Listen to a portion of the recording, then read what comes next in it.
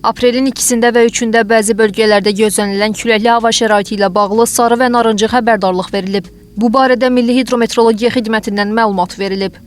Naxçıvan Muxtar Respublikası, Laçın, Füzuli, Cəbrayıl, Şuşa, Zəngilan, Qubadlı, Gəncə, Samux, Şəmkir, Ağdaş, Tovuz, Ağstafa, Qazax, Neftçala, Salyan, Sabirabad, İmişli, Hacıqabul, Zərdab, Şirvan, Şabran, Siyəzən, Tərtər, Yevlax, Bərdə, Ağdam, Göygöl, Ucar, Kürdəmir, Gədəbəy, Beyləqan, Ağcabədi, Lerik, Yardımlı, Lənkəran, Masallı, Cəlilabad, Biləsuvar, Saatlı, Astara və Qubada qərb küləyi əsəcək. Küləyin sürəti 13,9-20,7 metr/saniyə təşkil edəcək. Kəlbəcər, Daşkəsən, Naftalan, Goranboy, Göyçay, Ağsu, Şamaxı, Qobustan, İsmayıllı, Oğuz, Qəbələ, Şəki, Balakən, Zaqatala, Qax, Mingəçevir, Xaçmaz, Xızı və Qusarda qərb küləyi əsəcək. Küləyin sürəti 20,8-28,4 metr/saniyə təşkil edəcək.